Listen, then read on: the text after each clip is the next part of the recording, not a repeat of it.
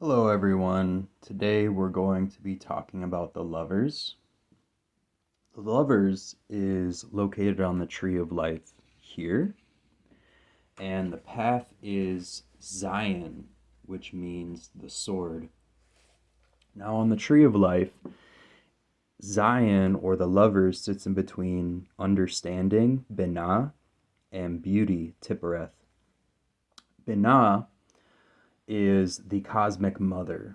She is what gives birth to form, and she is associated with the planetary powers of Saturn. So she is a constrictive and a restrictive force. She condenses things down. Now, beauty is associated with the sun, which is represented by, which is, has the powers of life, it has the powers of illumination. And if we look at beauty or Tippereth here on the tree of life, it connects all of the other paths together. Therefore, it is a source of power, of illuminating power, of a bright light that shines in the middle of everything. So if we put together the powers of Saturn, the mother, and Tippereth, the sun, it creates a light that is restricted and damped down by energy. So the sun or Tippereth cannot fully be expressed between the path of Zayin and between the path of Binah and Tippereth. Zayin means the sword, which is to piece things apart, and the light shining from Tippereth is pieced apart as it goes into the dark womb of Binah. So essentially, Tippereth is shining into the darkness, into the infinite darkness of Binah, the cosmic mother or the cosmic womb. So Saturn is restricting the light force of the sun. Next, we're going to move into the Kabbalistic tarot. And here we have the letter Zayin. It almost looks like a scimitar or an old-fashioned sword. Here we have the sun. This is the path of Zayin or the lovers. And we have Gemini. Now, Gemini is ruled by Mercury, so it implies communication, observation, and essentially intellect, being able to think. Now, Gemini does not have any exalted planet in it because Gemini is represented by the twins, something that is similar but separate. Now, Zayin is called the disposing intelligence. Swords dispose of things, they piece things apart. Now, the twins come from a single mother, but they are split apart at birth. They are similar, but subtly different. We have to really pay attention to find differences between twins. We have to be aware. So, a big part of the path of Zayin or the lovers is being aware of two things that ultimately can join into a single thing or a single source. The path of Zayin or the lovers is considered the path that ultimately reunites the son with the father through the mother. So here we have Tippereth is considered the sun or the Christ power or the Christ consciousness. And for Christ consciousness to be reunited with the Father or the one source or, the one source of wisdom and power of everything, it must pass through the mother. So a lot of esotericists and occultists will say that we cannot fully understand the path of Zayin or the lovers while we are incarnated, because we are separated from the one spiritual source while we are incarnated in our bodies. So once we die, we can fully comprehend reuniting with that one power, which is the spiritual power that is beyond our reality, our physical reality, that is. And part of the lovers or Zayin is also being able to see things that are different, but finding commonalities, which will ultimately bring us to fourth dimensional awareness, which is realizing that everything is actually one thing and being able to see the many different sides of the one thing and still seeing how it's all interconnected.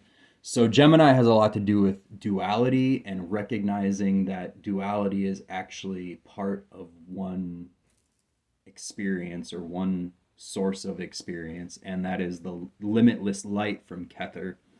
So the limitless light actually is everything, but there are different layers of the limitless substance, of the limitless light. So the limitless light penetrates the four worlds, but being able to differentiate the four worlds is what disposes or pieces them apart by the path of Zayin.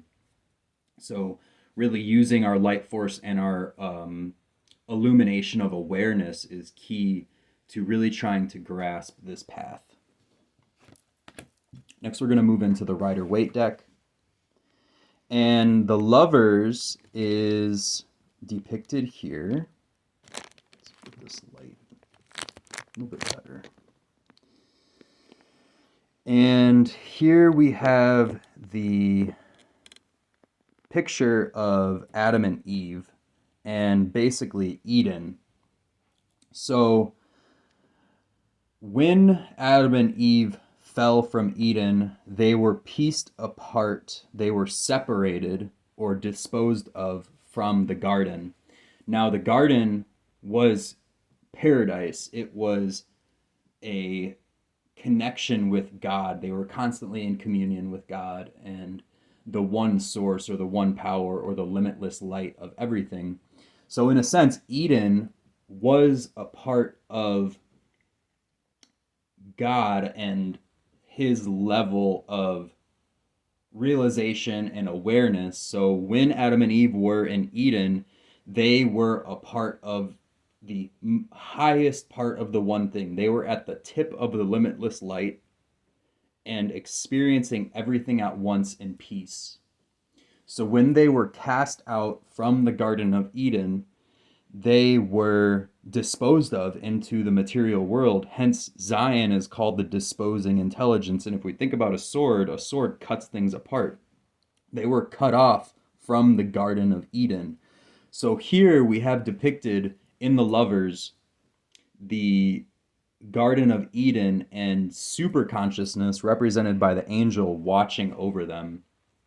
So we'll just go over a couple of details. This card is very dense, and it is actually known to be one of the most difficult cards to understand in the tarot, and it is because of the fact that understanding two sides of a situation or a scenario is actually understanding the entire part.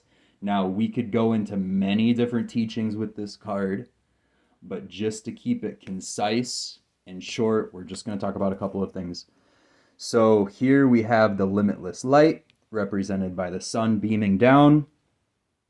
We have 12 flames, and these 12 flames represent the personalities of the zodiac. Okay. And here we have a mountain, which is implying that Adam and Eve have the potential to be raised up back into super consciousness if they can observe and look around their environment. So speaking of that, Adam represents the self-consciousness or self-conscious awareness, and Eve represents subconscious awareness. Now, if we rewind a bit and go back into our earlier videos, we can remember that The high priestess is subconsciousness, which is the cosmic pattern of our reality and possibly beyond. And that Adam is the magician, which is the self-consciousness. And when self-consciousness can look around into its environment, we can see fragments of the limitless substance, of the limitless light. So Adam is looking into Eve, and Eve is looking into superconsciousness, and Adam is looking for fragments or parts of the limitless substance in Eve. And of course, we have the snake on the tree of knowledge. And because Adam and Eve were a part of the one source in Eden, the tree of knowledge actually isn't knowledge, but rather the tree of ignorance. Because when they were a part of the one thing, they already were aware of everything. So when they ate from the tree, they started to see differentiation and between things. And so implying that they ate from the tree of knowledge implies that when you gain knowledge, it implies that you're coming out of ignorance.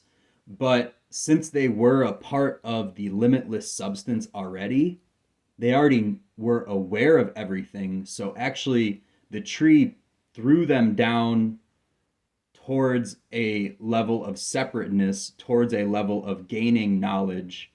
And to say that you have knowledge to gain means that you are still ignorant of some things. So they already knew everything in the Garden of Eden. They're already balanced because there was nothing to know. So when they actually ate from the tree, they were sent downwards and basically made unaware again of their true potential, which ultimately is why the path of gnosis and hermeticism works, because while we gain our knowledge back, we are getting closer to God. And to reach Eden, we have to find the tree again and re-eat the fruit or dispose of the fruit back into the tree.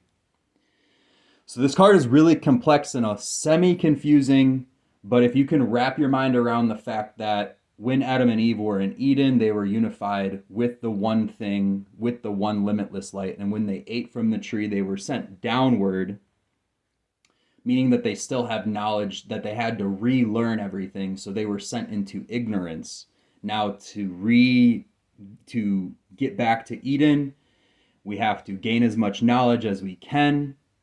And once we've gained enough knowledge, we can then eat the fruit or not eat the fruit and re-assimilate with Eden.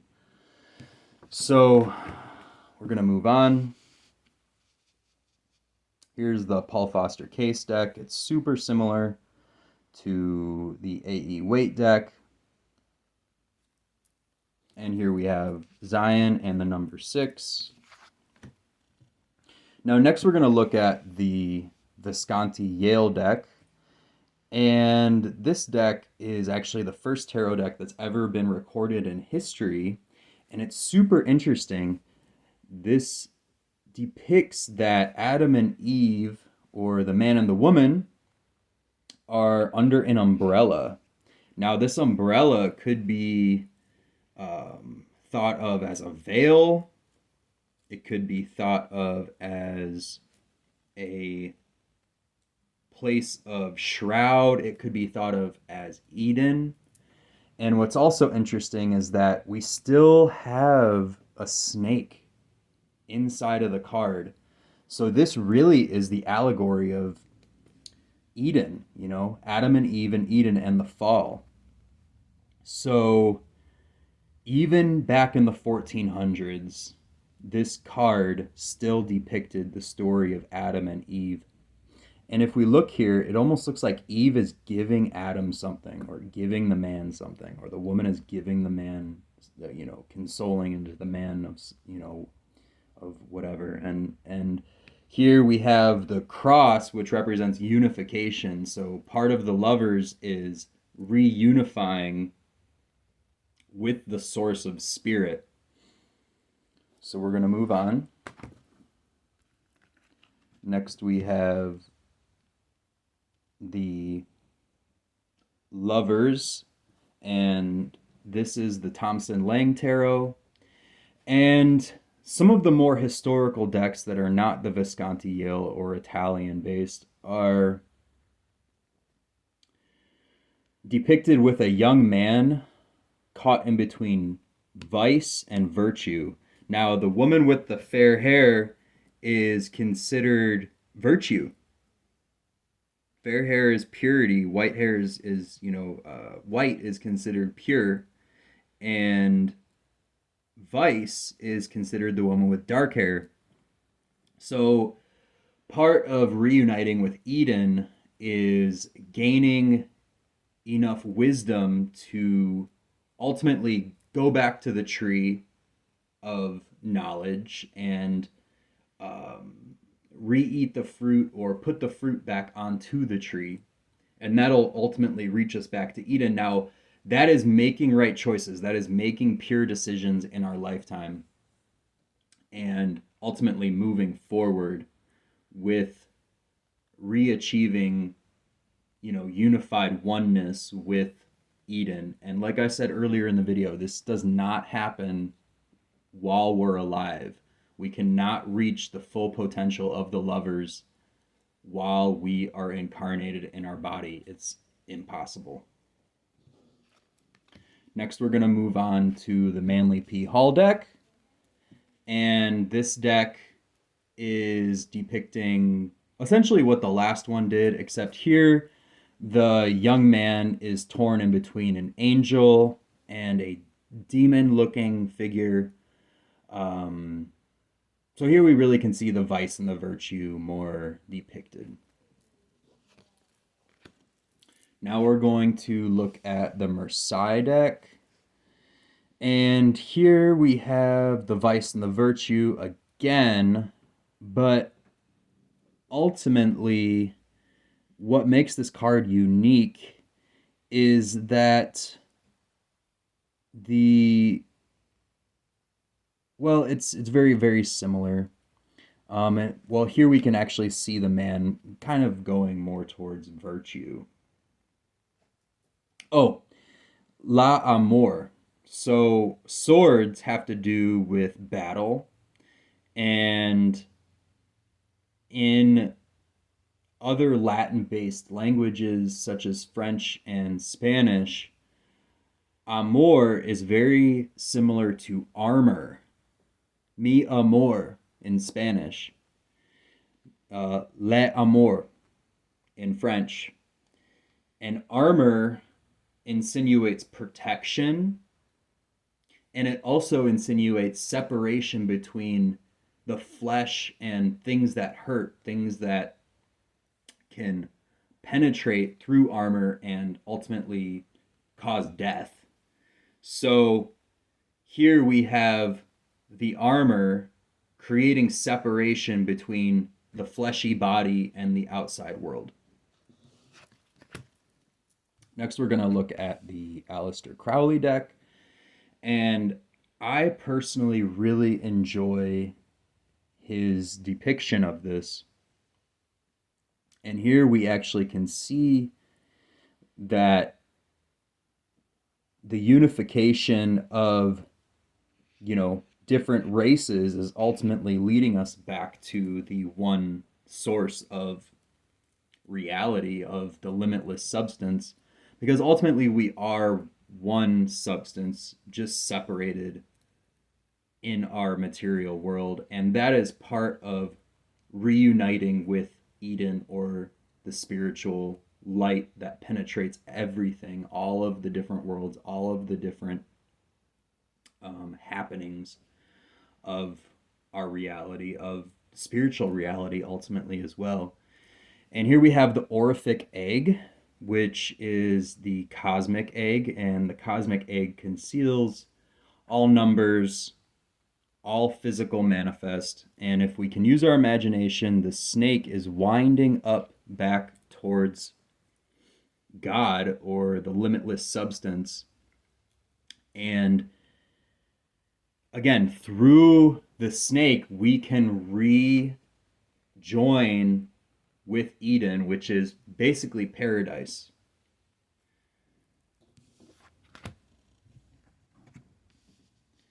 So here we have the Hermetic Tarot, and the main part of this card is the person, or, in this case, the sun, the light of the sun, breaking the chain of the material world and reuniting with the above. And here we have the children of the voice divine. Through using our voice, through communicating with others, through giving each other knowledge, is ultimately how we rejoin with the Garden of Eden and have the ability to get access to the tree and ultimately pass into paradise. So breaking the chains of the material world, breaking the chains of separation, because when we're chained to something, we are separated. We can't go towards another objective or another height. So we have to break the chains of reality, break the chains of the material world, and reunite with spirit, and that is how we gain access to Eden and or heaven and or the highest potential of the limitless light. So I hope you guys enjoyed the video and have a wonderful day.